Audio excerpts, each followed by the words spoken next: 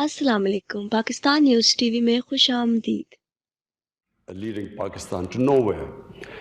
Problem with most ex-colonial countries was exactly what Pakistan was facing.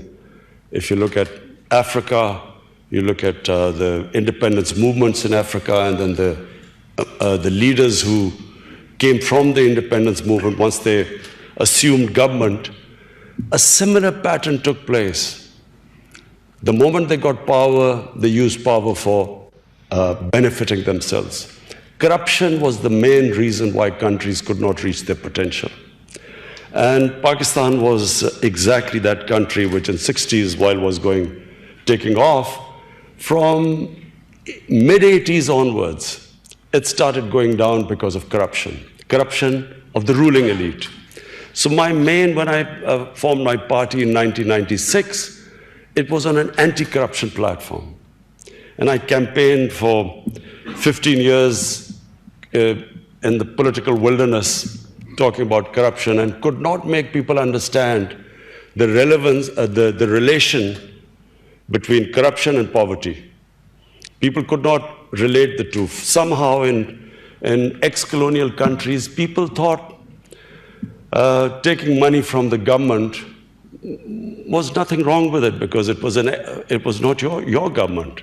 It was a foreign government which was ruling over you. So if you evaded taxes, there was, you were not doing anything wrong. And similarly, corruption. So I formed my party, as I said, in 1996. For 15 years, I had only a few people with me, and no one thought I had a chance. But then suddenly, people began to understand what I was saying. So the party then began to take off about 7 years ago. And in 2013, we formed government in one of the 4 provinces. And because of our performance in that one in that one province, in 2018, we won the elections. So what has been the main challenge since we've come to power 10 months ago? Number one challenge was inheriting a country which was bankrupt. We had the biggest current account and fiscal deficits. But worse, what corruption does is it's not just a question of bankrupting a country and money being laundered out of the country. What happens is the ruling elites, when they make money, money out of corruption, they then have to take it out of the country because otherwise people would ask them questions, where did the money come from? So you suffer in 2 ways. Number one, the money which should go to human development ends up going into people's pockets. But secondly, that money leaves the country. And in my opinion, which I spoke to President Trump yesterday, the biggest problem that the world faces is about $1 trillion leaving developing and poor countries and either going into offshore accounts or they end up in Western countries. And this is impoverishing, this is causing more deaths than through terrorism, than through drugs. The amount of people dying of hunger and disease, lack of education, not having clean drinking water, is because of the ruling elites and developing world taking that money out and parking it into, as I said, offshore accounts or Western countries. So we faced a similar situation.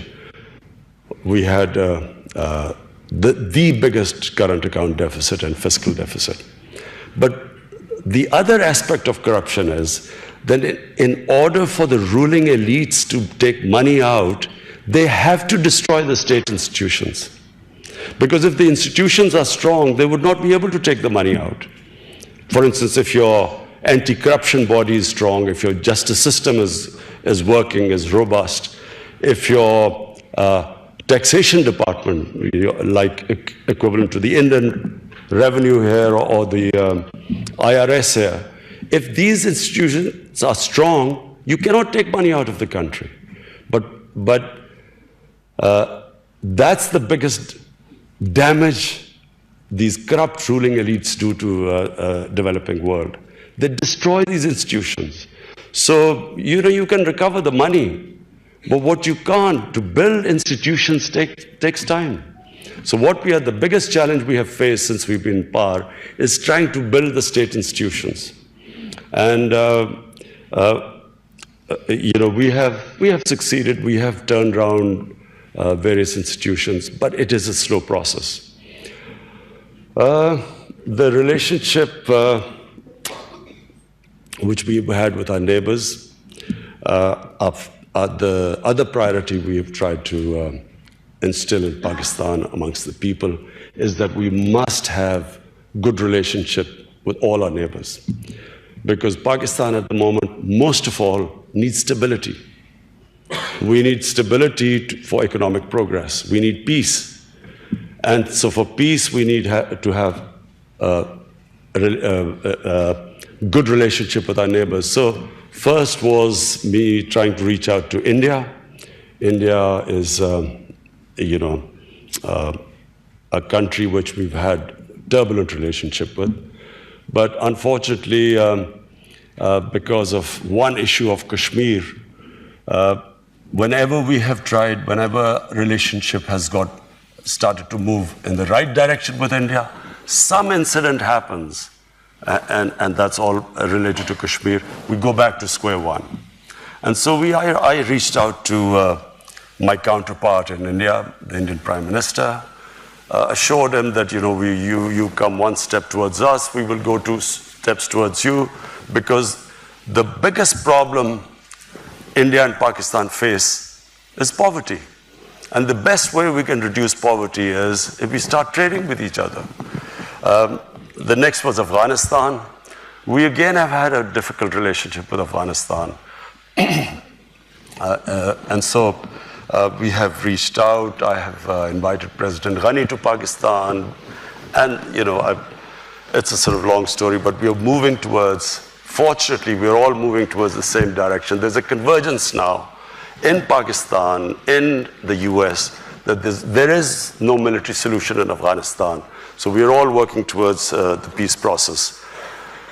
Similarly with Iran, we've had sort of a decent relationship with Iran without, it's not really a warm relationship, but a decent relationship with them. So we reached out to all our neighbors. And the next is the US. US is a superpower.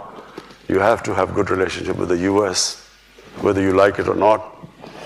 So I was a bit worried when I was invited to meet President Trump.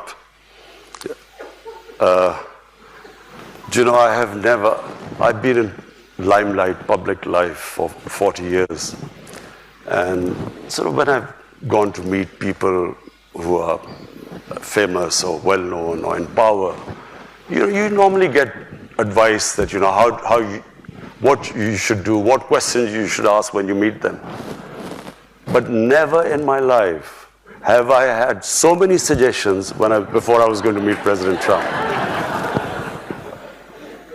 Inundated.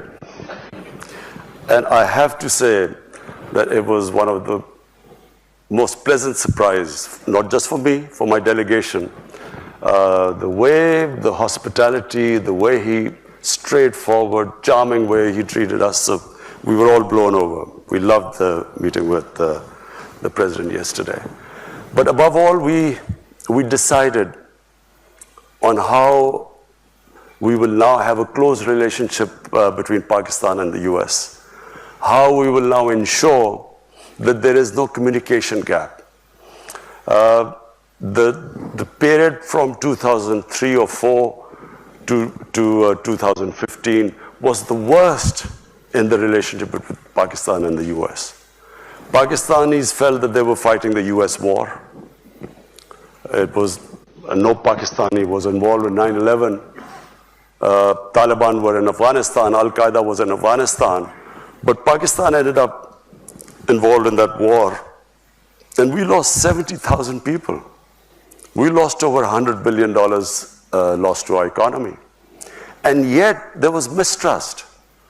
Pakistan felt it was doing its best. It could have stayed out of the war, and yet Pakistan participated in the war, and Pakistan took a battering. There was a point when people like us thought, are we going to survive? Because there were suicide bombs going on every day. There were no sports team used to visit Pakistan, forget about investors. And so we passed through a terrible period, but at the same time, the US thought we weren't doing enough. We were playing a double game. So that was, in my opinion, the worst. It was the worst phase between the relationship between US and Pakistan. I was one of those, and I came here, I think in 2009, and I tried to explain to people here that there was no military solution in Afghanistan. I met, then Democrats hadn't come into power, the elections hadn't happened just before President Obama won the elections. I tried to explain I had a meeting organized, there's Dr. Ikram here, he organized a meeting with Joe Biden, John Kerry, Harry Reid, towering figures of the Democratic Party. And I sat there and tried to explain to them the history of Afghanistan, of Pakistan's tribal area, and tried to explain to them that there will be no military solution. But I realized they had no idea. People in the US had no idea about the history of Afghanistan and the sort of conflict they had got involved in. And fortunately, this time, everyone knows, people understand. So why do I think that we will now have the very best of relationship with the US? Because we are all on the same page. Previously, Pakistan army was supposedly fighting for the US, this war on terror, but the US did not think we were doing enough. And in Pakistan, we thought we had gone out of our way. This time, the Pakistan state, our security forces, the United States, all of us are on the same page. That peace in Afghanistan can only take place through a political settlement, through dialogue. So we are all now working on getting the Taliban to talk to the Afghan government. They're already talking to the US. And we hope that this will eventually lead to a settlement. Not easy. It's not going to be easy because there's no centralized Taliban command. It's a devolved movement. But we feel that if we all work together, we feel this is the best chance of there to be peace in Afghanistan. Apart from that, domestically, just one final word before I take your questions. I've struggled these 23 years to get into power. Most of these, as I said, in wilderness, political wilderness. I was not fighting political parties.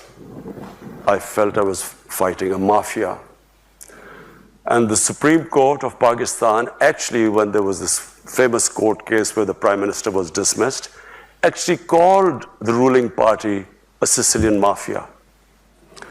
And I say a mafia because this is not normal politics. Because the two ruling families had been in power off and on for 30 years. And when you are in power for 30 years, their penetration was right down in the bureaucracy, in the judiciary, in the election commission. They had enormous amounts of money. And so we won because we mobilized the people. We mobilized the youth of Pakistan. We were very fortunate that Pakistan has 60% of Pakistanis are below the age of 30. They became our big support. The young people rallied around us. And it was the biggest public movement in Pakistan in the last 50 years. And so we won despite coming up against big money, despite their penetration in media, the most vilification campaign, personal attacks, and despite that we won because of social media. This is the new, had there been no social media, probably we would not have been able to beat the established parties. And since we have been in power, we are still up against the mafia. The problem has been to fix the economy. But at the same time, we have had the entire opposition trying to destabilize the country. So that twice they have tried to create this uncertainty that there's been a run on the rupee. We almost had a run on the rupee because of them predicting that all fake news that IMF had told us that the rupee would go to a certain number. All wrong, but putting pressure on the economy all the time. Finally, I can say right now, after 10 months, we have finally stabilized the economy. And we feel now that after stabilizing the economy, we feel that we can now move ahead and start our reforms. Our reforms are very straightforward.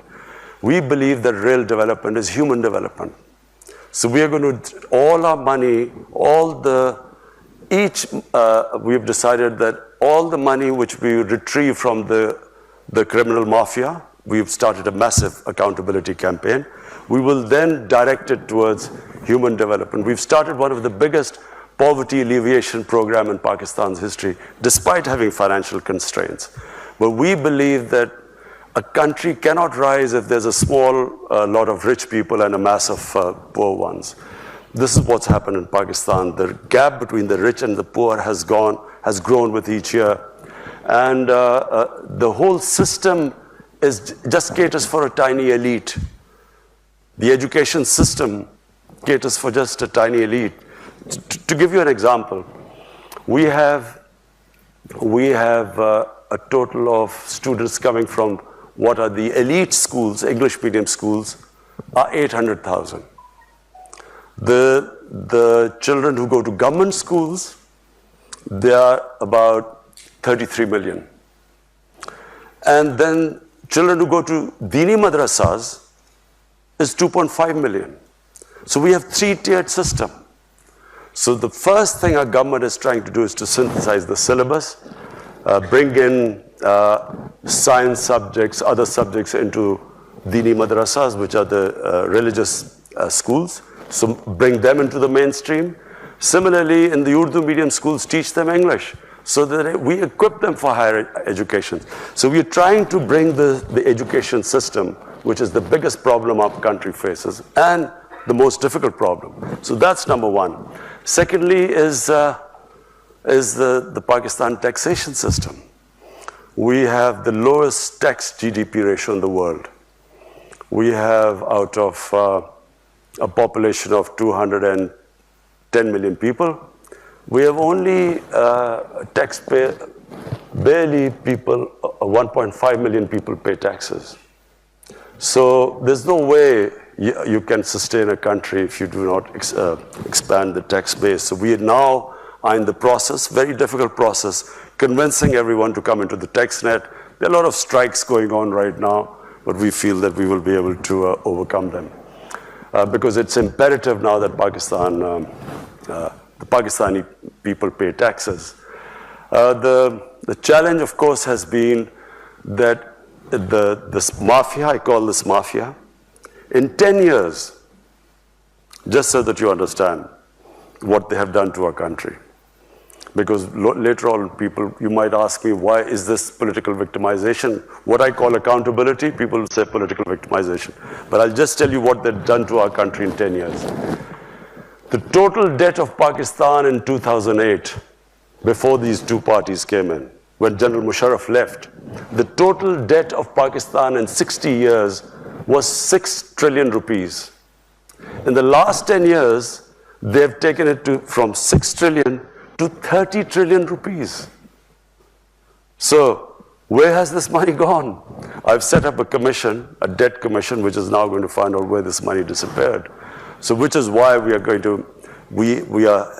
going through this problem of finding out what happened to our country. How come we got so indebted? So the problem with having such a huge debt is that in the last year, the total tax revenue which we collected, half of it went to servicing debts.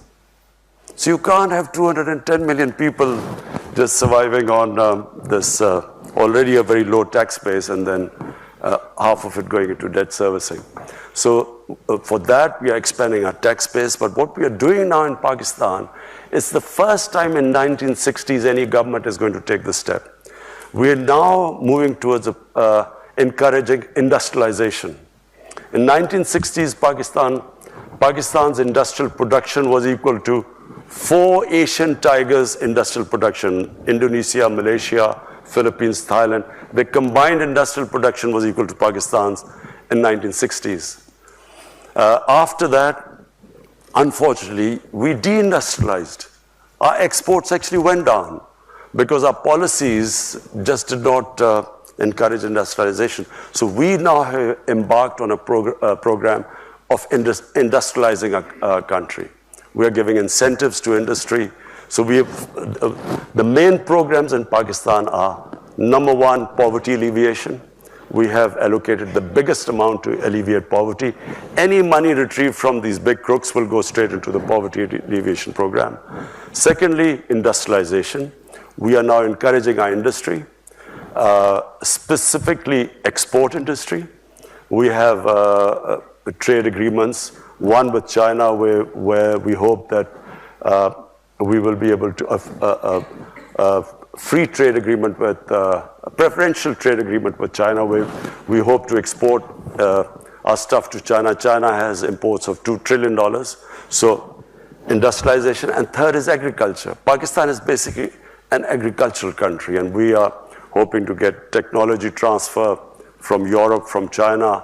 Hopefully, we've spoke to companies in the United States so that we can improve our yields. Pakistan has the lowest yield, one of the most productive lands, but the lowest yield. So what we hope is that this three-pronged attack, we will be able to raise Pakistan's economy, provide employment to our people, improve productivity.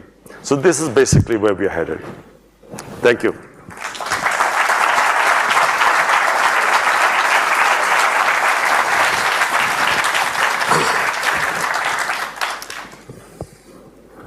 Thank you, Prime Minister. Thank you for a very rich view. फिर मिलेंगे नई video के साथ। Subscribe करना ना भूलिए और bell icon पर क्लिक करें ताकि हर वीडियो नोटिफिकेशन आप तक पहुंच सके।